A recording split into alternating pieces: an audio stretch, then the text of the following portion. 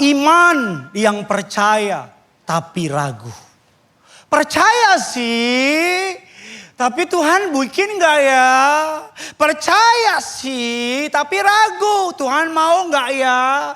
Percaya sih, tapi saya cukup layak gak sih dipakai Tuhan? Saya sih percaya sih, Tuhan bisa melakukan perkara yang besar. Tetapi kayaknya aku gak bisa deh. Percaya sih, tapi Tuhan saya akan begini orangnya. Percaya sih, tapi Tuhan dan bla bla bla bla. Sebelum Tuhan memilih seseorang, Tuhan sudah tahu segala kelemahan orang itu.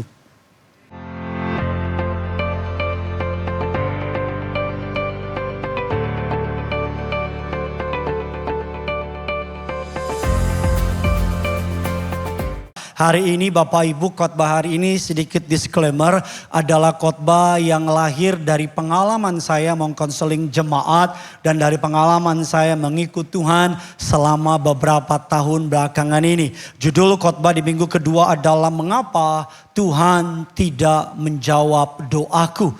Mengapa Tuhan tidak menjawab doaku? Prayer is incredible, powerful. Doa itu dahsyat. Yang setuju doa itu dahsyat boleh bilang yes. Tapi mari kita jujur, kadang-kadang doa itu bisa membingungkan. Siapa di sini yang mau jujur sama saya, sama Tuhan, sama orang di sekitarnya, yang kadang-kadang kalau doa kita bingung mau ngomong apa, bisa angkat tangan. Kalau nggak ada angkat tangan, saya langsung doa berkat saudara. Siapa di sini yang jujur kalau mau bingung, saudara kalau mau jujur, yang kalau doa kita bingung metode apa yang tepat dalam berdoa. Siapa di sini yang doa yang merasa sudah doa kayaknya lama banget. Kita buka mata kita pikir minimal setengah jam nih. Pas dibuka mata ternyata cuma 5 menit. Mari kita akan belajar pada hari ini Bapak Ibu, mari kita belajar. Ada orang yang doa, kita langsung dengar doanya misalnya dia bersaksi di gereja gitu ya. Saya doa semalam-malaman dan besoknya Tuhan jawab doa kita. Dan kita sebagai jemaat kita tepuk tangan kan. Sekaligus sedikit terintimidasi gitu kan saudara. Dalam hati kita gila dia doa semalaman, besok langsung dijawab. Ada orang yang doa saya berdoa minta pasangan hidup dari Tuhan. Pas saya amin tiba-tiba ada cowok liatin saya. Ternyata dia dari Tuhan. Setahun kemudian kita menikah dan ini ketiga orang anak kita. Dan kita yang duduk di bangku jemaat kita lihat gila di 1 tahun. Gue udah 25 tahun doa. Siapa di sini yang kalau dengar orang berdoa dengan kalimat yang bagus, kita rasa-rasanya dia doanya tuh kayak professional prayer gitu. Yang doanya ayatnya ada pembukaan, ada pokok masalah, ada latar belakang masalah, ada kesimpulan.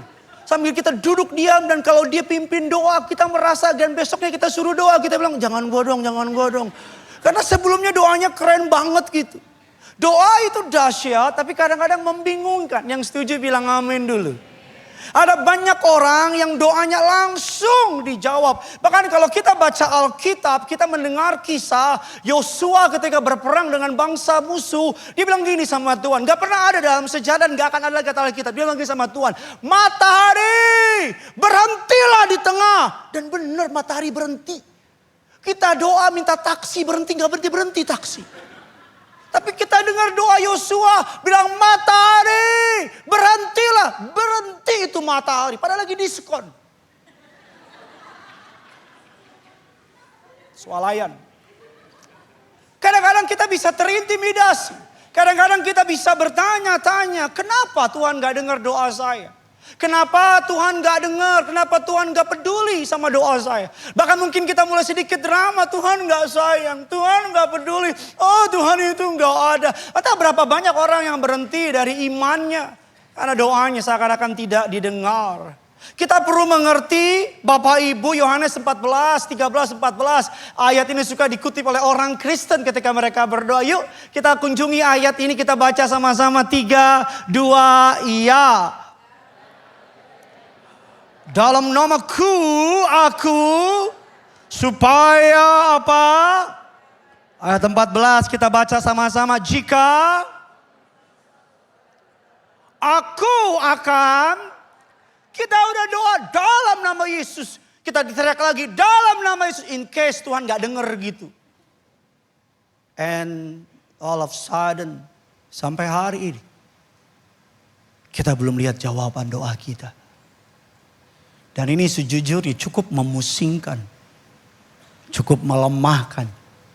Dan bahkan mungkin cukup membuat kita merasa kayak, udahlah, capek doa.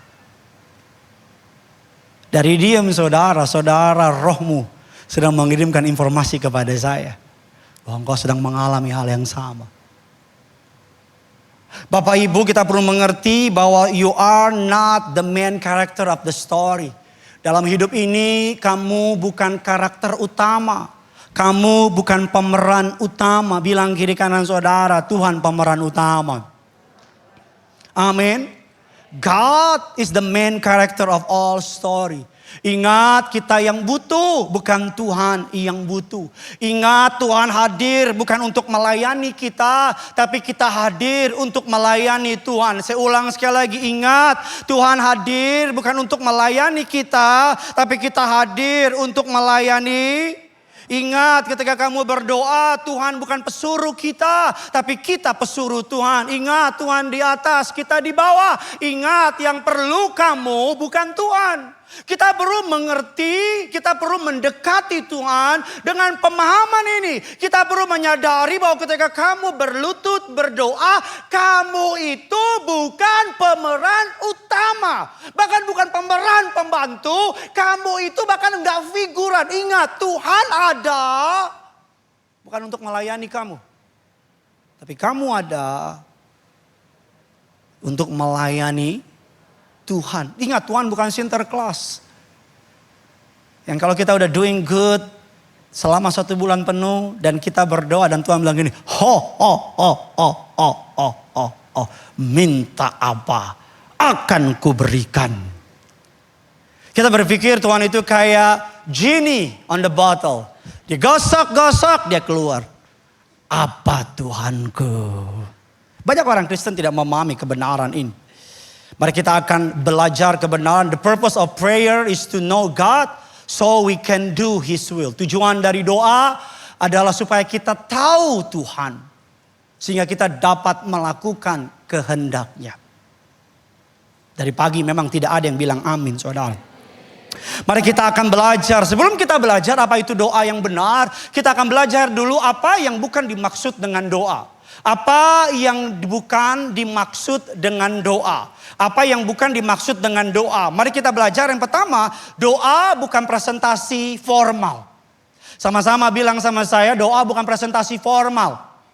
Seperti saya bilang tadi, ada pembukaan, ada latar belakang masalah, ada inti masalah, ada kesimpulan, dan terakhir ada FGD, Forum Group Discussion. Kesimpulan sebagai doa bukan presentasi formal. Doa tidak membutuhkan bahasa berbunga-bunga, posisi tertentu, atau pakaian khusus. Tuhan tidak terkesan oleh bentuk, tetapi oleh hati yang tulus. Tuhan lebih menghargai satu kalimat jujur dari hati daripada 1000 kata kosong dari mulut. Yang kedua, doa bukan daftar permintaan. Ada banyak orang bikin berdoa, dia bikin list permintaan. Tuhan angkat aku, berkati aku, bunuh musuhku. Amin. Pokoknya doanya panjang list, kayak belanja bulanan. Bukan berarti saudara gak boleh minta sama Tuhan. Boleh, tapi ingat, doa bukan daftar permintaan. Yang ketiga, doa, ini sering terjadi sama orang Kristen. Doa bukan negosiasi rohani. Doa bukan negosiasi rohani. Bukan bilang gini, kalau Tuhan tolong saya buat begini. Kalau Tuhan buka saya buat begini. Kalau Tuhan bantu saya buat begini. Ingat, kamu bukan nyuap Tuhan. Amin. Ingat, doa bukan tawar-menawar. Doa adalah penyerahan total sama Tuhan. Doa ditolong gak ditolong, kita tetap menyembah Tuhan. Amin. Walaupun ada beberapa kali di Alkitab mengenai nazar. Tapi saya perlu saudara mengerti, doa bukan tawar-menawar. Doa bukan negosiasi rohani. Yang keempat, doa bukan pertunjukan. Yesus mengingatkan agar kita tidak berdoa untuk dilihat orang. Doa bukan panggung. Apalagi sandiwara. Ada orang kalau di muka umum doanya keren banget. Nadanya beda sama doa di pribadi. Oh Tuhan. Tuhan. Tuhan. Yesus. Tolong. Aku. Tuhan tolong aku. No. Doa bukan pertunjukan. That's why kadang-kadang janda-janda miskin. Kadang-kadang orang-orang kecil. Yang gak sekolah teologia. Yang gak pelayanan. Tapi nangis.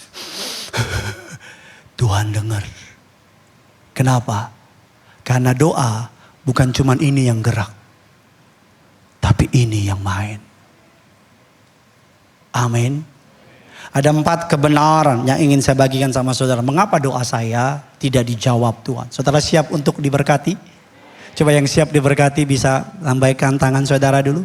Kita kasih tepuk tangan dulu yang dahsyat.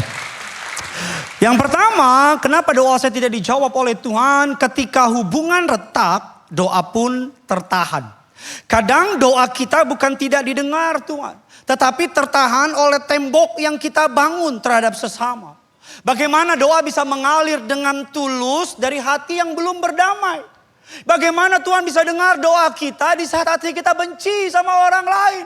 Bagaimana Tuhan bisa bergerak di saat kita belum ngampunin orang lain. Adik-adik muda, bagaimana Tuhan bisa dengar doa kamu. Kamu sama mamamu ribut, kamu sama papamu berantem. Kamu musuhan sama saudaramu. Oh di gereja kamu paling kalau nyembah. Tapi kalau di rumah kamu ketemu sama mamamu kamu bilang ketemu sama saudaramu, ketemu sama pendetamu, awas lo.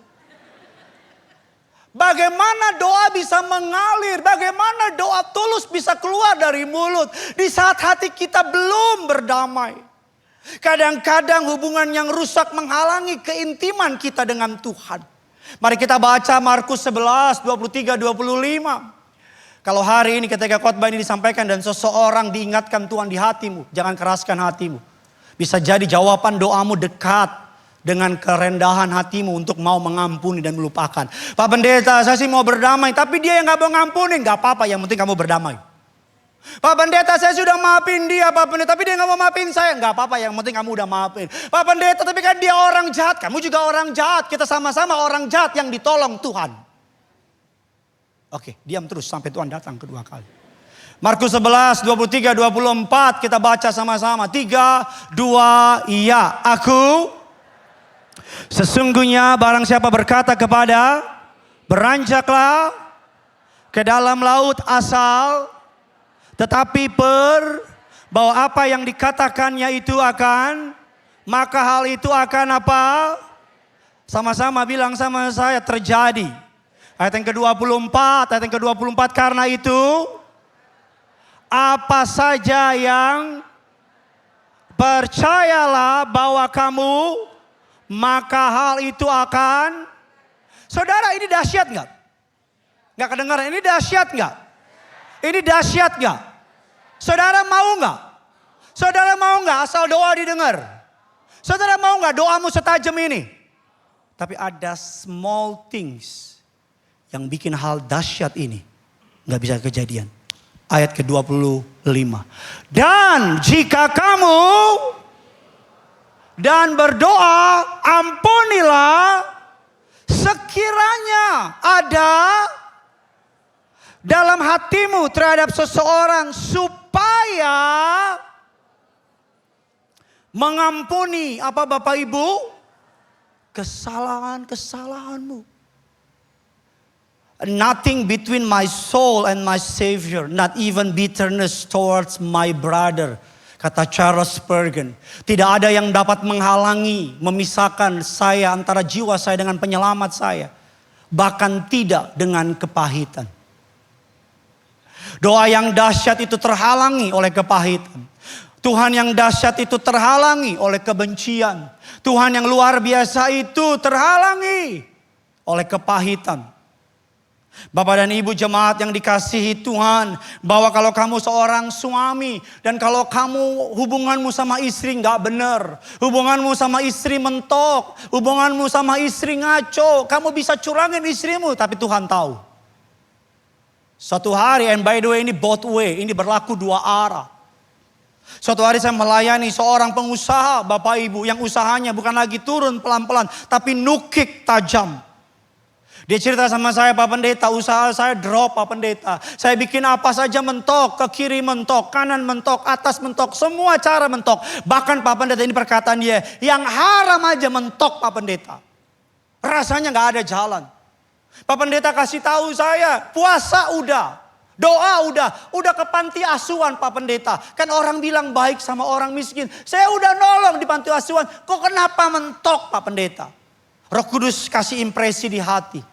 Saya tanya sama dia, ibu mana Pak? Lu kok tiba-tiba nanya ibu? Kan gue pendeta, bukan lu yang pendeta.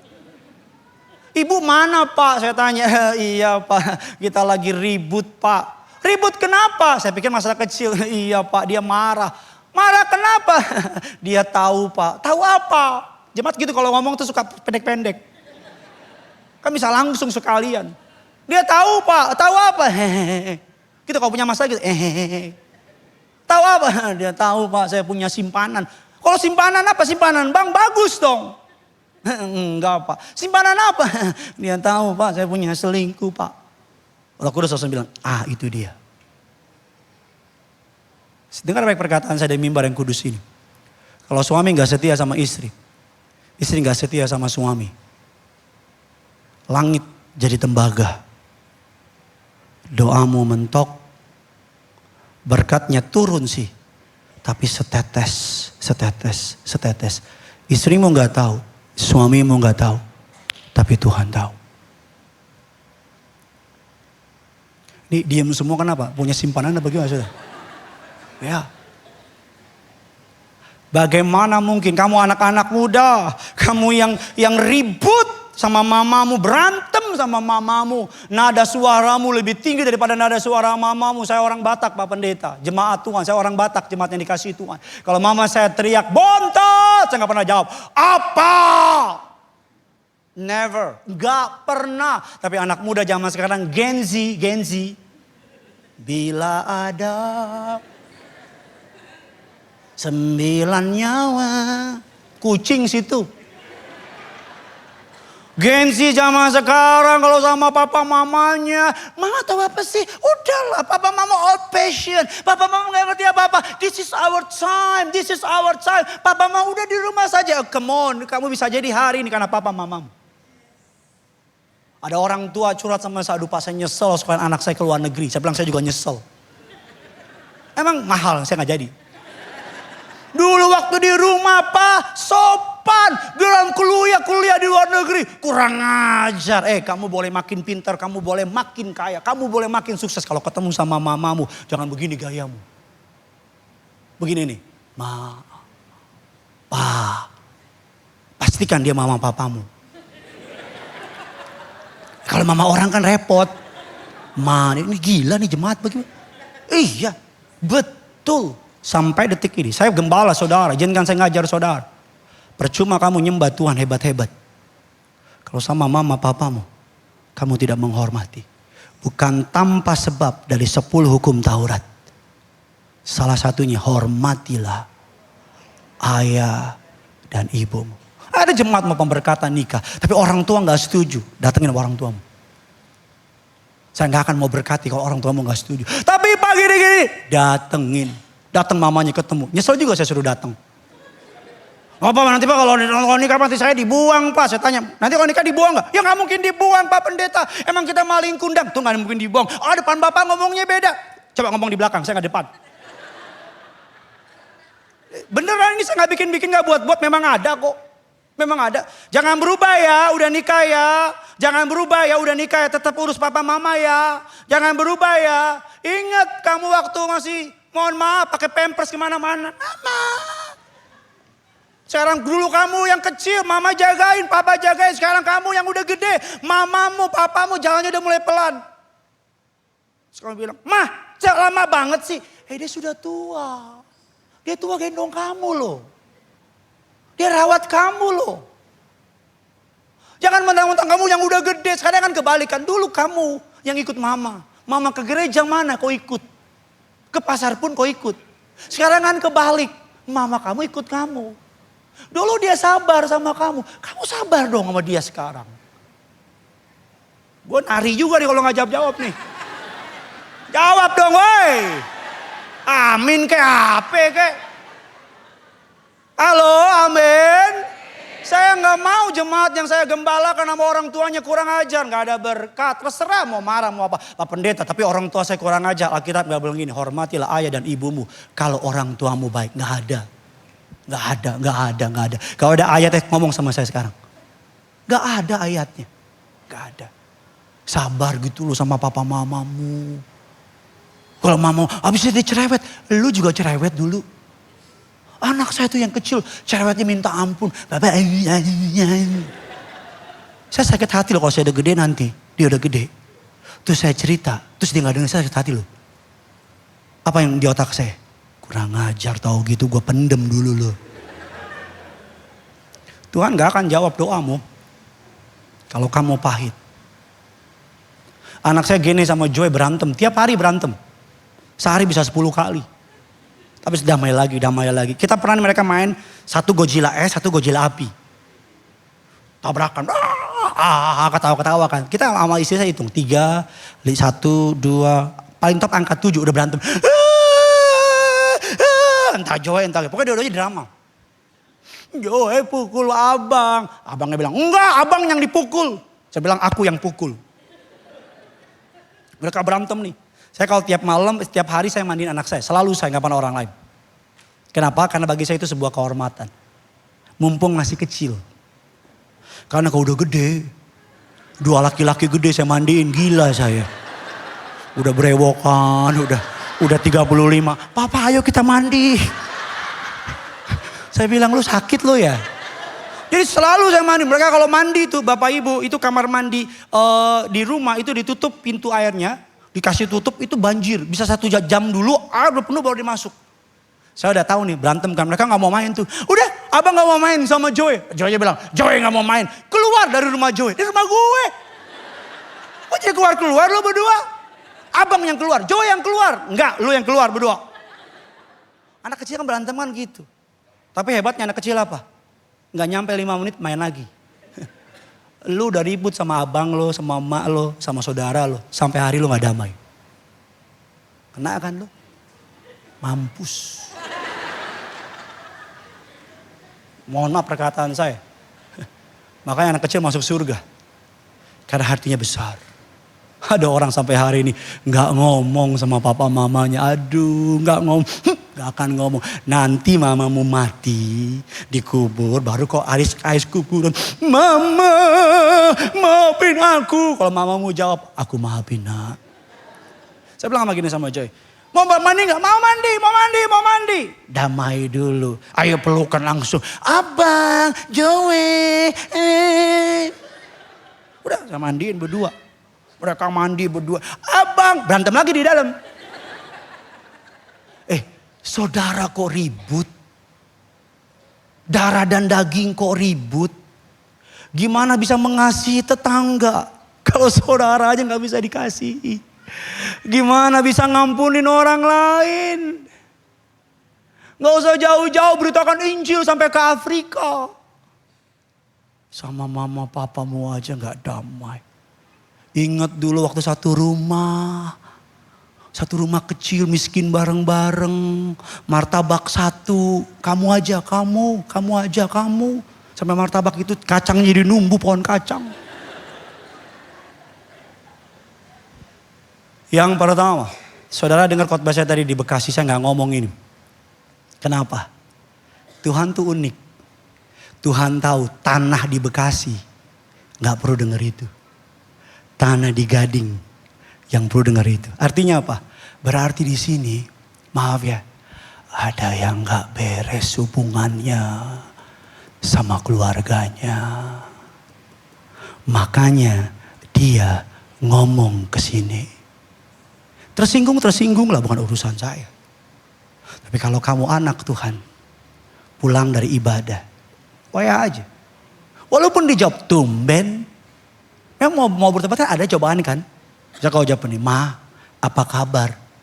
Kerasukan apa lu? Jangan ngomong gini, setan gue setan. Puas lo. Dia bilang, gak apa-apa Ma. Aku cuma mau cek Mama apa kabar. Pa, apa kabar? Adik, dek, jangan lupa gereja ya. Ada orang sama keluarga, aduh hubungannya cuma Natalan doang. Natalan doang, Natalan dia WA. Merry Christmas ya, selamat Natal dek. Titik. Udah. Terus aja diam. Sebelum Tuhan pulihkan hidupmu, Tuhan mau pulihkan dulu hubunganmu sama orang lain. Makanya vertikal, horizontal. Hubungan sama Tuhan benar.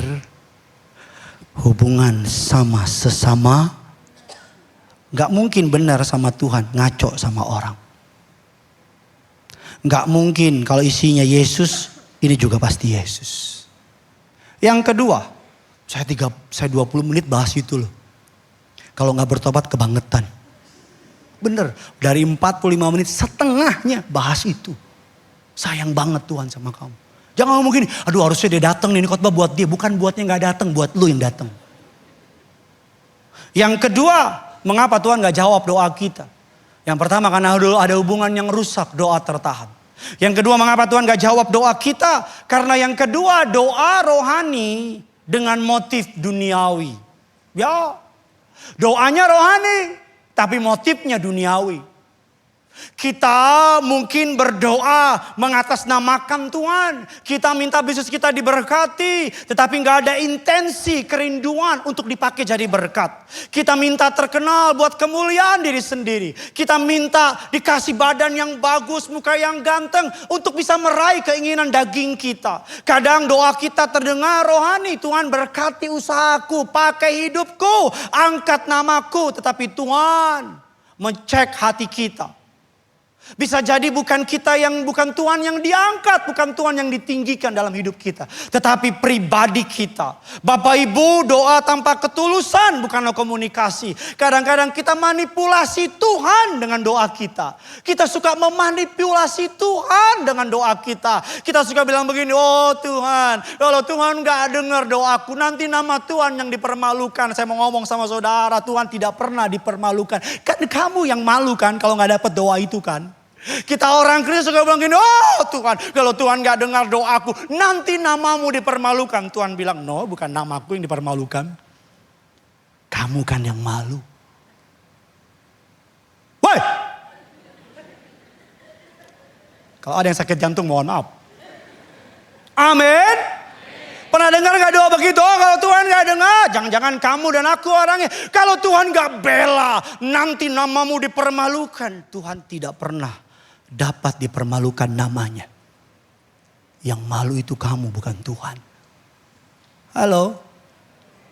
Waktu saya daftar polisi. Waduh.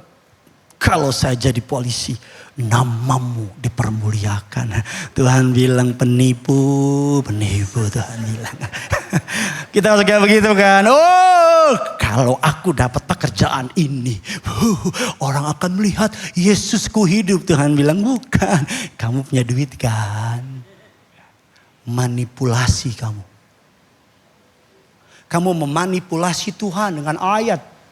Saya jujur sama saudara, sebagai pendeta yang paling berat bagi kami adalah apa? Kami gak boleh pakai nama Tuhan untuk kepentingan pribadi. Karena jemaat hormat sama pendeta. Jemaat kita ngomong apa aja kita bilang gini, Pak, Tuhan bilang. Itu cuma langsung gini, bilang apa Tuhan Pak? Iya, ada banyak pengalaman di dunia pelayanan. Ada seorang anak muda perempuan, this is true story. Yang ada seorang hamba Tuhan ngomong begini, Dek, Tuhan bilang sama saya, kamu jodoh saya. Dan celakanya perempuan ini tidak punya discerning spirit, karunia membedakan roh. Dia nikah, punya beberapa anak, berapa tahun kemudian mereka bercerai. Karena suaminya bilang, Tuhan bilang kamu bukan jodoh saya. Memang Tuhan mudi gitu. No. Kalau ada saya pernah ketemu orang di Cawang ngomong gini sama saya, Tuhan saksi perkataan saya. Pak Pendeta, Tuhan bilang sama saya, Pak Pendeta disuruh memberkati saya. Saya bilang apa sama dia? Tuhan gak bilang sama saya. Iya. Karena kalau Tuhan ngomong sama dia juga Tuhan pasti ngomong sama saya. Betul apa tidak? Tuhan gak pernah cuma ngomong sama satu pihak. Jadi adik-adik muda di sini kalau ada hamba Tuhan yang pakai nama Tuhan, buat memanipulasi kamu, hati-hati. Sampai hari ini kami para pastoral di gereja Kerinduanku Church, kami hati-hati melangkah. Jangan sampai gereja ini jadi ajang pembuktian Gideon bisa. Jangan sampai gereja ini jadi ajang pembuktian bahwa semua tuduhan orang salah, Gideon yang benar. Enggak akan pernah. Tolong bantu doakan kami. Agar arah gereja ini bukan untuk buktikan ke orang. Tapi arah gereja ini untuk kemuliaan bagi nama Tuhan. Amin. Yakobus 4 ayatnya yang ketiga. Kita baca yuk. 3, 2, ya kamu. Yakobus 4 ayat yang ketiga. 3, 2, ya kamu.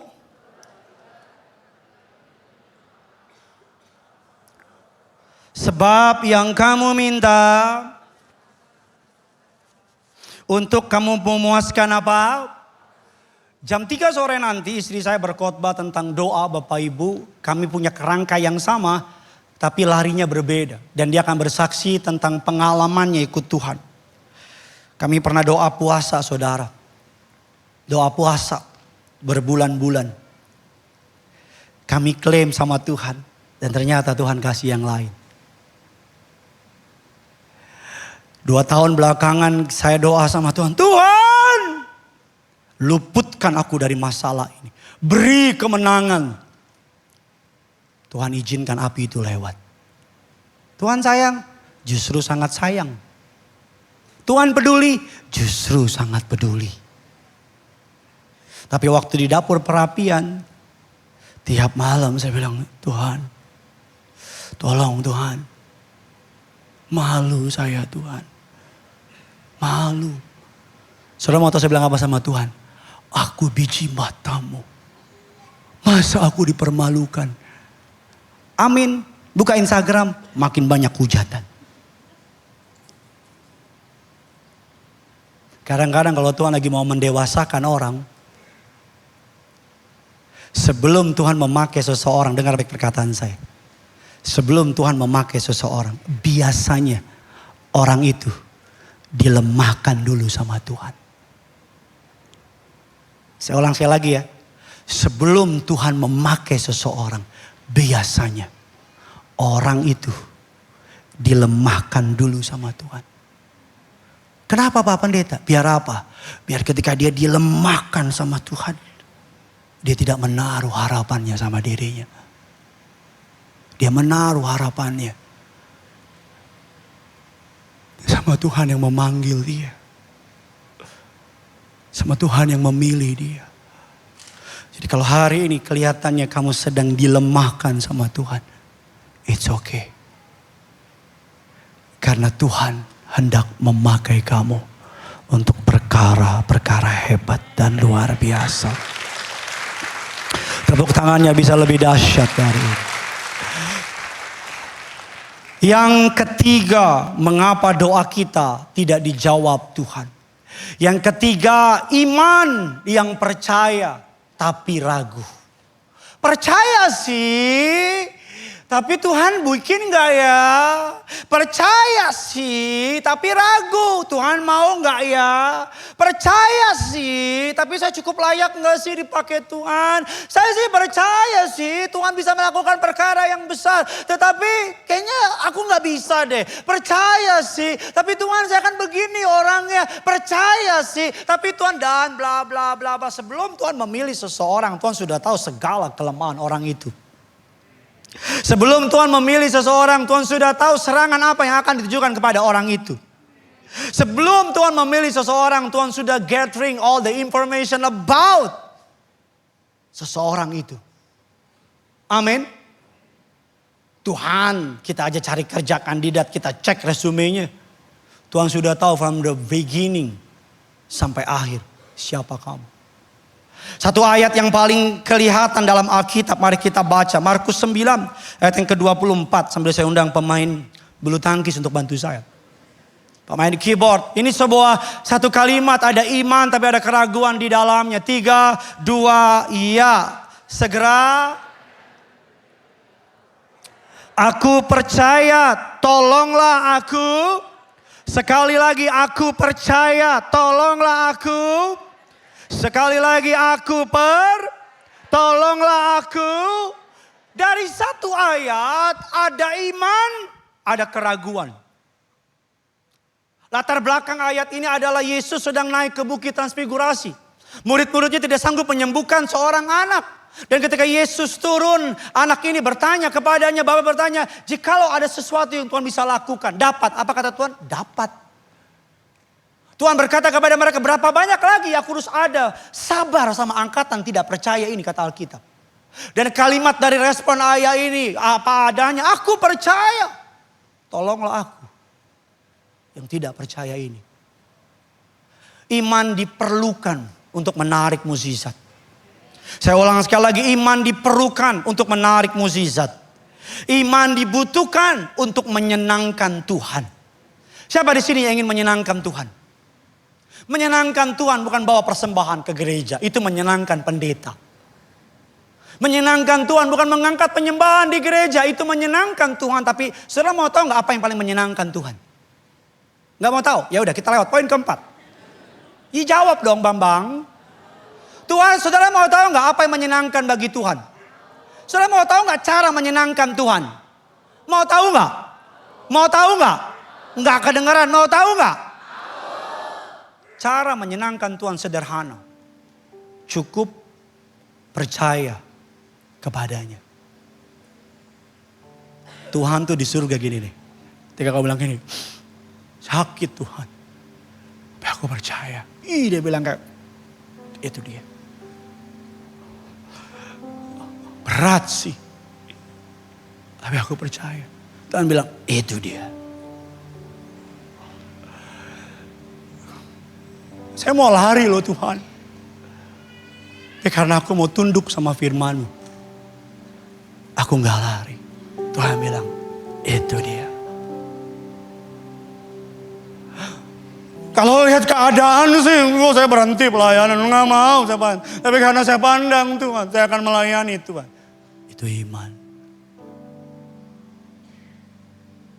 Saya tuh ayah. Saya tuh happy banget kalau anak saya percaya sama saya. Udah happy banget. Kemarin saya ngopi berdua. Karena mamanya pergi, kami ngopi sama Gene. Tentunya saya kopi, Gene hot chocolate. Ice chocolate. Di tengah-tengah di coffee shop saya sakit perut. Saya bilang, Gene papa toilet dulu ya. Biasanya dia gak mau tuh. Biasanya ikut. Pernah kami saya di toilet. Papa bau ya? Ya iyalah. Depan saya dia. Saya lagi antara langit dan bumi. Gene tunggu sebentar ya, saya kasih HP. Saya titipin duit $1 juta. Orang kaya. Kasih HP, saya bilang mau waitress. Mbak, saya toilet sebentar ya. Saya naik ke atas toilet, turun. Saya happy banget. Lihat Gene duduk tenang. Main HP. Kok Gene gak takut? Kan Gene percaya papa pasti balik. Kalau papa balik sejam gimana? Ya Gene tunggu di sini. Kalau, ya kan nama-nama anak kecil. Kalau 10 tahun, ya papa Gene di sini. Karena kan papa janji. Gak mungkin papa ditinggalin Gene. Sama tau gak hati saya bilang apa? Enak papa. Papa boleh McD gak? Ayo. Tuhan bilang begini. Jikalau anak manusia datang kembali, adakah iman ia temui? Hei, doa terus, gedor terus, berlutut terus, nangis terus, hancur hati terus. Masalah jawabannya ya atau bukan is none of our business. Tugas kita minta. Masalah dikasih gak dikasih, Tuhan yang ngatur. Kalau dia gak dikasih, pasti ada yang lebih baik. Udah gitu aja. Kalau gak jahat di balik pintu itu, ada yang lebih baik atau dia bilang nanti. Tunggu. Amin. Ketika anak saya percaya sama saya,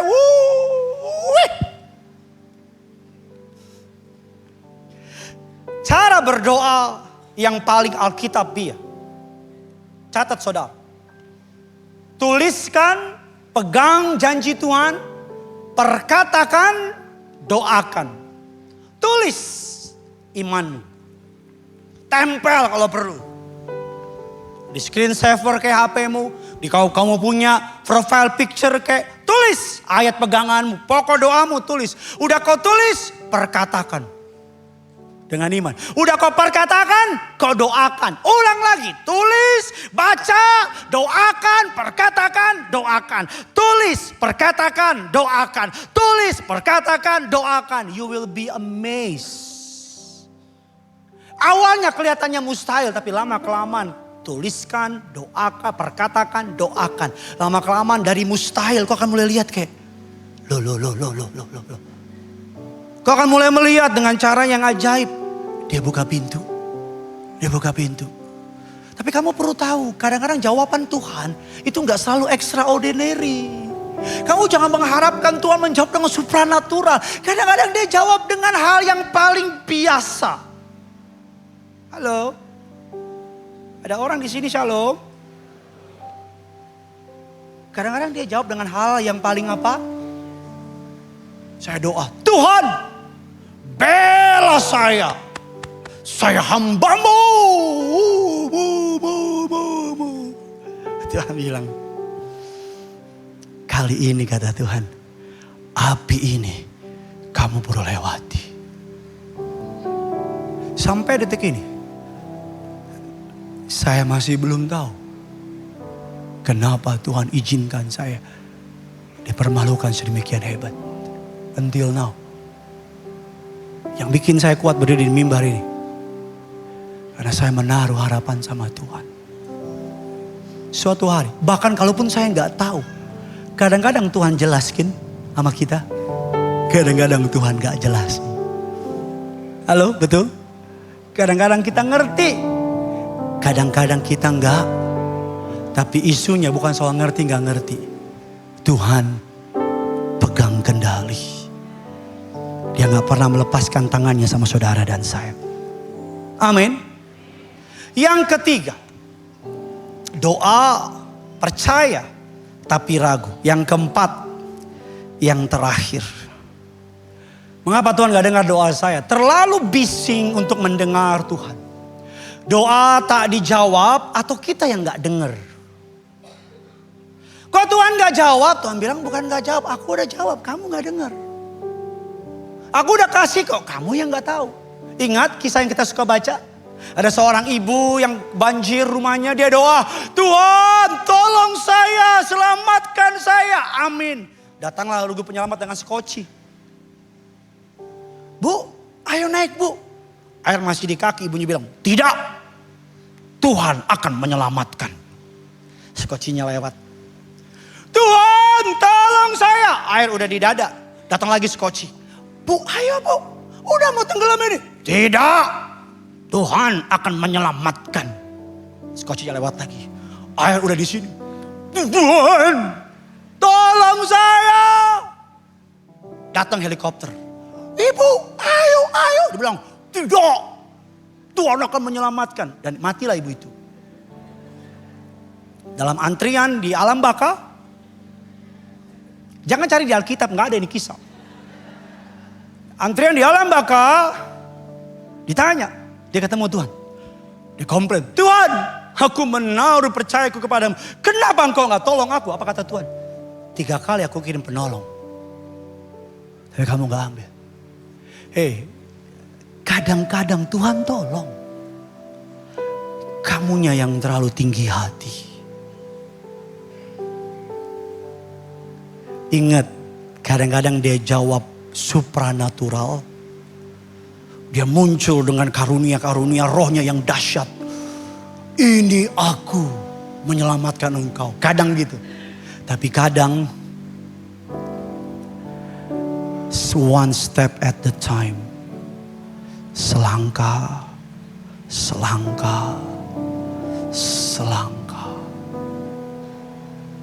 Kadang dia jawab 1 hari. Hari ini doa, besok jawabannya. Kadang dia jawab 10, 20, 30 tahun. I don't know. Belajar percaya. Saudara tahu ketika Yesus dibaptis, ada merpati mendarat di dirinya. Betul tidak? Ini ada orang gak sih shalom? Betul ya? Saya main nonton magician, pesulap. Dia ngomong gini, burung merpati adalah burung yang tidak pernah bisa mendarat ke suatu seseorang atau subjek yang bergerak. Burung merpati itu kalau mendarat, dia akan mendarat di suatu subjek atau pribadi orang yang diem. Kalau saya tarikin dalam konsep rohani, merpati adalah gambaran dari Roh Kudus. Tuhan gak akan bisa tolong kamu, hatimu tuh bising banget gitu loh. Pikiranmu tuh bising banget gitu loh. Penuh dengan masalah. Ini tuh kayak gelombang laut gitu. Kamu tuh di mata orang diam, tapi di mata Tuhan kamu kemana-mana gitu. Kamu tuh pikiranmu tuh, perasaanmu tuh dicampur aduk. Sehingga tiap kali Tuhan mau turun, gak bisa. Kadang-kadang isunya bukan kesembuhan, bukan jawaban doa. Isunya apa? Dalam tinggal tenang dan percaya terletak kekuatanmu. Orang boleh diem, gak gerak.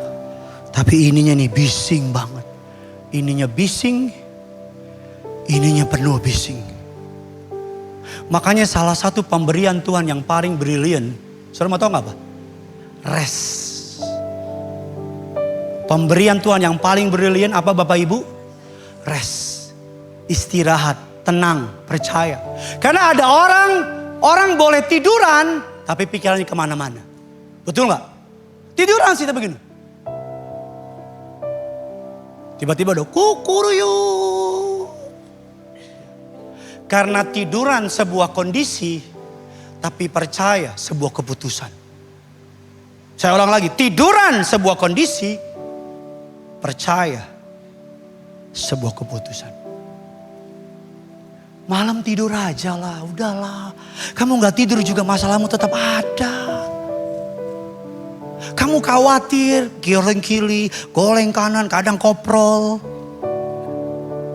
Ketika kamu tidur di tengah masalah yang tidak baik, yang tidak sempurna, di tengah ketidakberdayaan, di tengah tantangan, itu adalah sebuah teriakan iman. Kau sedang berkata sama Tuhan, even though saya nggak ngerti, sekalipun ini di luar kendali saya, tapi I trust, semua dalam kendali Tuhan. Ketika saya menghadapi masalah besar, berhari-hari saya gak mau tidur, gak bisa tidur. Bukan gak mau tidur, mata udah ngantuk tapi gak bisa tidur. Kenapa? Karena hati saya kacau balau, pikiran saya kacau balau, pusing, bising, pikiran demi pikiran, kemana-mana. Sampai suatu hari dalam penyembahan saya sama istri sama Tuhan, tenang.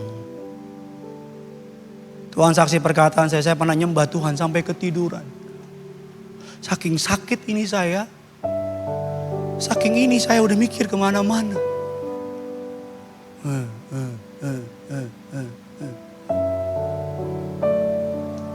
Sampai suatu hari saya tidur, saya bilang gini, udahlah tidur aja. Tuhan tahu kok. Tidur. Besok gitu lagi, tidur aja lah. Jangan tidur di sini. Udahlah Tuhan tahu, lu gila namanya. Roh Kudus bukan badai yang menerobos pintu hati. Tetapi merpati yang mendarat lembut di hati yang diam. Bukan diam posisi loh. Tapi tenang. Coba tengok kiri kanan. Bilang tenang. Amin.